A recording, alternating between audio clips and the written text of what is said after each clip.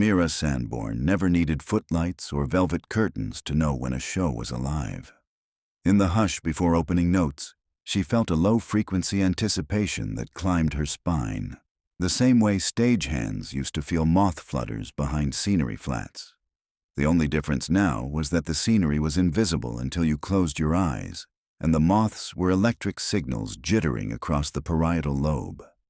She was the chief neural choreographer for Lucidity, an experimental troupe that performed entirely inside its patrons' dreams. Guests arrived at the Mid-City Pavilion, reclined in contoured couches, and slipped on silvered Dream Halo headsets. The headsets orchestrated a synchronized REM cycle, then injected the troupe's encoded script into the collective dreamscape.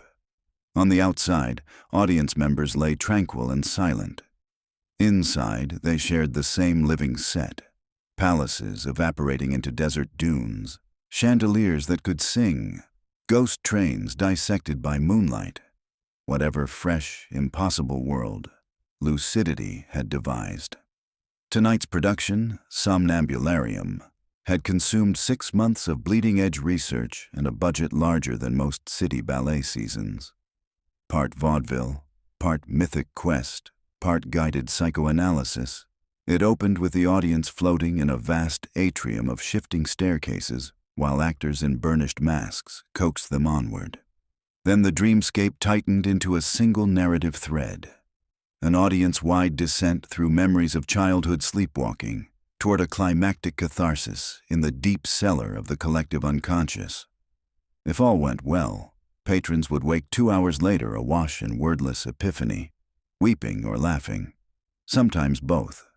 Everything was rehearsed twice, once in the physical rehearsal hall, blocking steps on taped rectangles, and once inside closed-loop tester dreams, where Mira verified emotional valence curves and synaptic safety margins. The trouble began, as troubles often do in the theater, with a last-minute cast change. Galen Rowe, Lucidity's magnetic lead, had shredded his vocal cords during a VR capture session. With previews in 4 days, the director grudgingly promoted Orion Vale, an older performer whose genius had dimmed but whose memory of every part remained needle-sharp. Orion had once been a critical darling in physical theaters before migrating to dream performance, where his baritone could tint the very weather of a scene. Lately he lingered in the background, still respected, rarely raved about. The critics praised fresh faces now, and the word relic had crept into one too many reviews. During final technical checks, Mira noticed Orion remaining in his pod long after the rehearsal ended. His headset lit emerald, meaning deep custom edits.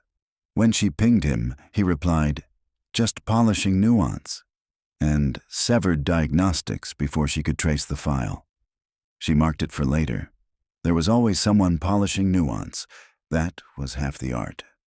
Opening night filled the pavilion with investors, neuroscientists, and 3 of the city's most feared culture columnists. Emilia Vest, who could vaporize a budget with a paragraph, Dalton Rylance, who wrote with a surgeon's cruelty, and Bryn Chase, whose devotion to avant-garde truth often rivaled the avant-garde itself. Lucidity's director, Min Soo, paced backstage nibbling grapefruit peels, a ritual that supposedly warded off catastrophic glitch. "Status," he barked into comms. Mira answered from the Neural Ops booth above. "Wave sync at 97%. Induction begins in 30 seconds. No anomalies." She neglected to add that Orion's personal file size flagged 5 megabytes heavier than the others.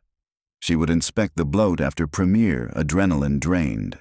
For now, the machine tolerated it. Lights dimmed. The house thrummed. Across the couches, patrons' eyelids fluttered as the dream halo synced them into shared REM. On Mira's console, a wire-framed dream space sprawled like topographical lace, each node sparkling with an individual's presence. Act 1 unfolded flawlessly. Applause chorused inside the dream. It was always disconcerting for first-timers to applaud without moving physical hands, but they learned quickly. Mira watched emotional telemetry bloom. Awe, amusement, wistful sorrow, the arranged sequence. Her shoulders loosened. At the 38-minute mark, the cast guided patrons toward the central vault, where childhood sleepwalking memories crystallized into floating lanterns. This was where the script pivoted from spectacle to introspection. Then, the improbable happened. The dreamscape refused to pivot. Instead, the lanterns froze mid-air, their glow hardening until the virtual sky fractured like safety glass. Telemetry spiked red. Heart rates climbed. The critics' markers, highlighted in gold, stalled at elevated cortisol. The dream infrastructure began to hum, as though a cello bow scraped across the network. "Abort?" Mira asked on group channel. Silence. Within the shared dream, a voice boomed, not from any actor's microphone. It drenched every corner of the dream theater, magnified like thunder compressed into a hallway. "Ladies and gentlemen, remain seated. The performance is not yet finished." Mira slapped manual override. The system refused. Authorization denied. Script route overwritten. Someone had seized master permissions. In the auditorium, couches trembled as a few patrons' muscles jerked in REM stress. Lucidity's medtechs readied tranquilizer injectors, but those were blunt solutions. Yanking minds out mid-scene risked memory shock. They needed a clean extraction. Mira pulled a spare Dream Halo headset from the rack, clipped leads behind her ears, and lay on the spare couch. "Going in," she told Min. He swore but nodded. A countdown flickered. The auditorium evaporated, and the dream lattice enfolded her. She landed on an infinite proscenium stage under white limelight. Rows upon rows of plush seats receded into darkness, yet every seat was filled by motionless silhouettes. The audience was the audience. Patrons rendered as static figures, forced witnesses inside their own dream. Above them, a sky of red velvet drapes rippled like blood caught in slow motion. At center stage stood Orion Vale, wearing his Act II costume, a moth-eaten mariner coat. But his face was bare, not masked. Tears streaked through his grease paint. In one hand he clutched a conductor's baton, the device that controlled transitional cues during dream performances. "Orion," Mira called. He turned, and his eyes glowed an unsettling theater-light amber. "Ah, our concessionaire arrives. I wondered when you'd join us, Mira." She tried the gentle approach. "Listen, the system's near cascade failure. Release master permissions and we can walk this back." "Failure? No. This is my masterpiece, my final monologue, one the parasites can never slice to fit column inches." He raised his baton. The velvet ceiling punctured, and spotlights grew like predatory flowers, locking onto three figures in the front row. Emilia Vest, Dalton Rylance, Bryn Chase, though their dream avatars wore token attributes. Emilia's signature raven hat, Dalton's turquoise cane, Bryn's floating notepad that wrote itself. "They have pinned me in footnote after footnote," Orion said, voice shaking. "Called me derivative, sentimental. Tonight they will know the taste of an endless curtain call." He flicked the baton. Applause roared from invisible hands. Relentless, thunderous, deafening. The critics' avatars rose, tried to flee, but invisible harnesses yanked them back. Each time they sat, a new volley of applause detonated, harsher, as if claps were slaps. The cycle reset, rise, bow. Imprisoned by ovations, they could not stop. Mira's console back in the booth showed oxygen deprivation creeping, bodies were shallow breathing. An endless applause loop could trap the somatosensory cortex, draining dopamine until minds broke. She stepped closer. In dream physics, intent shaped reality. But the hijacker owned the root script. She needed an exploit. "Orion, remember Verona Globe? Our first show together," she said. "You improvised that lullaby when the storm patch glitched." It was a gambit. Nostalgia sometimes reopened empathy circuits. His gaze wavered. Somewhere beneath the amber there was the man who barely graduated drama school and made Mira believe language could hover in air. They cheered us for weeks, he murmured. Yes, she said softly. And you told me applause was sacred because it came from freedom. She gestured at the bound critics. This applause is a prison, Orion. Not sacred, cruel. Distortion rippled. The drapes flickered. But then he gripped the baton like a drowning mast. They took my freedom first, Mira. Every review a chain. They said I should retire. Now they'll applaud me until their brains melt. Behind her, the captive audience silhouettes began to pixelate. The shared dream infrastructure was overheating, rewriting memory in real time. If it collapsed, not only the critics but all 170 patrons could wake up with permanent synaptic knots, speech aphasia, visual echoes, worse. Mira needed outside help. She toggled sub-vocal comms linked to the ops booth through narrowband quantum key whispers. Min, patch me root code injection vector 7. I'm going to counter script. Vector 7 is untested, Min replied. It could atomize the dream or fry your neurons. I know. A pause. Sending. In her palm, a hologram marble of raw code flickered. A sphere of swirling glyphs. It represented an authored dream event she could unleash. Once used, it would burn through both dream and cortical connections within 60 seconds. A last-ditch pyrotechnic. Mira slid the sphere up her forearm. It dissolved into her bloodstream as luminous fractals. The world warped. For her eyes only, ghost stage marks appeared across the proscenium, choreographic coordinates she hadn't placed there. Vector 7's predictive AI read her intent and began composing a scene. She called to Orion. You want your masterpiece? Then share the stage with me one more time. Let them see your real brilliance. He tilted his head. Curiosity, the wedge she needed. A duet? You would risk becoming collateral? I believe in theater, she said, and meant it. Even now. Orion gestured. The curtain behind him yawned open onto a black void. Together they stepped through. They emerged upon a shoreline of mirrored water beneath a void sky, a space unclaimed by either script. Orion frowned, sensing he no longer commanded absolute authority. Mira bowed slightly, acknowledging his lingering control, then lifted her hands. The code in her veins pulsed. Lights appeared in the sky, constellations forming glyphs, the critics' words from past reviews, but rendered as glowing text. Bombastic, obsolete, self-indulgent. Each word hovered like a wound. Orion recoiled. Enough. These are your chains, Mira said. With a sweep, she turned them into paper birds that fluttered down, settling on ripples. But they're paper, Orion. They only cut if you clutch them. He trembled. You think I didn't try to ignore them? Night after night, I smiled, I bowed, yet the seats emptied. Our director cut my roles. The stream counts plummeted.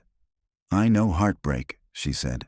I coded my father's hospice dreams so he could say goodbye to my mother who died first. I failed. He slipped into coma before the last scene. I've lived years wondering if better artistry could have saved him. Her voice cracked. But we do not answer grief with vengeance. He sank to knees. The baton hovered above his palm, wavering between programming artifact and symbol of will. I'm so tired, Mira. She came closer, palm out. Then rest. Let me call the final blackout. He hesitated. The baton started dissolving, fractals escaping like fireflies. But desperation flared in his eyes. If I wake, they'll ruin me again. One headline, and I'm ash. Orion, if you don't wake, there is no you left to ruin. A tremor shook the mirror sea. Time was dying inside Vector 7, 60 seconds nearing. Mira accessed system substructures. To restore normal script, Orion must voluntarily release root admin. Anything else meant forced wipe and possible brain damage. She flipped the calculus. You want them to feel your art. Give them catharsis, not torment. Finish Somnambularium. The critics won't be able to reduce it. The audience will carry it in dreams for years. He looked up. In that instant, Mira pushed the last of Vector 7 through her words. an emotional algorithm disguised as sincerity. It wasn't mind control, more like giving grief a ladder. Orion rose. He placed the baton into her hand, permission transferred. The moment admin changed, dream physics convulsed. Applause ceased. The drapes dissolved into sunrise. In the auditorium, vital stats steadied. Mira sprinted through code, restoring safe paths, purging loop routines, relinking exit sequences.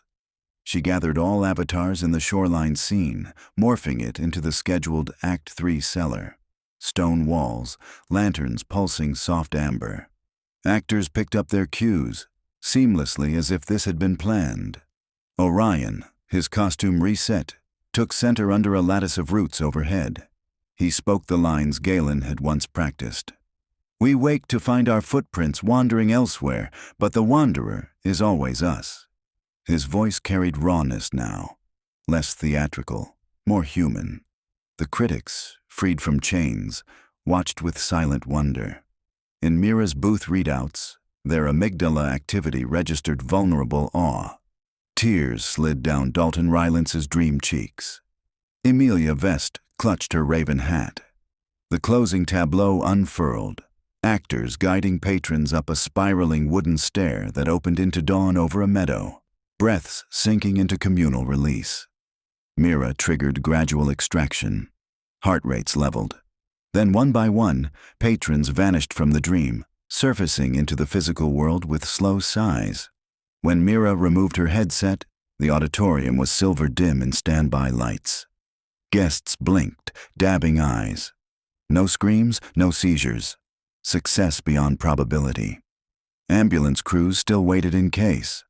Med techs scanned every participant, no neural trauma presented. Relief fanned through the company like scented steam. Orion emerged last, helped by stagehands. He looked small, hollowed out. Mira met him in the aisle. "You saved them," he whispered.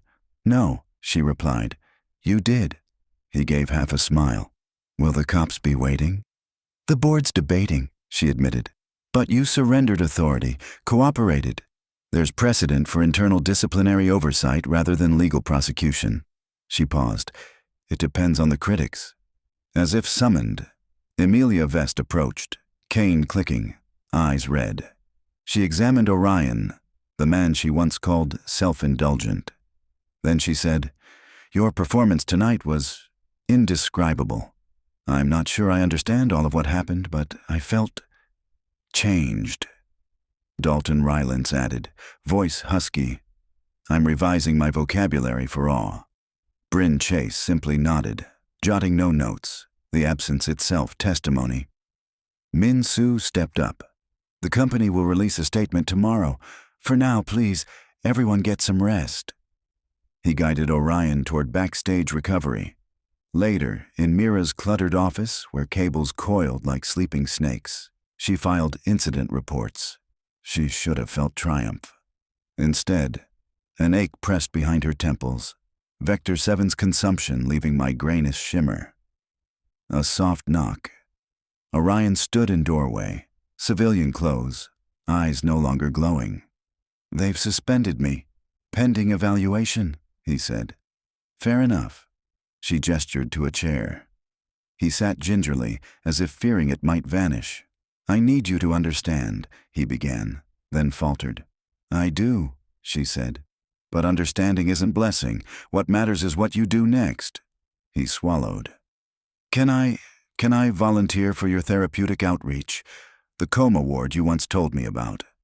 Mira's chest tightened. "Yes, but the patients are fragile. Any hint of grandstanding, you're gone." He nodded. "Humble, I swear." Outside, dawn seeped between skyscrapers.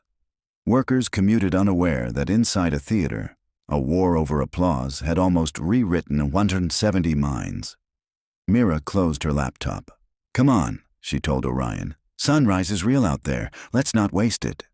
They exited into crisp morning. Across news feeds, early reviews emerged. Not star ratings, not box scores, but essays trying to language the ineffable. None mentioned glitch, imprisonment, or hijack. The critics, intentionally or not, had chosen to transform disaster into myth. In the end, Somnambularium would tour 12 cities, each time with new safety interlocks. Orion's name listed not as lead actor, but as dream dramaturg. He spoke rarely in public, poured skill into hospice programs, and discovered that gratitude, though quieter than applause, was no less sustaining. Mira kept the cracked conductor's baton in her drawer. On nights when systems purred and patrons laughed in their sleep, she touched its splintered wood to remind herself artistry could heal or harm, and the line was one fragile heartbeat thick. Theater, dream, or waking, remained a house of mirrors, dangerous, luminous, and she would go on tending its lights as long as people sought stories that might change the shape of their night sky.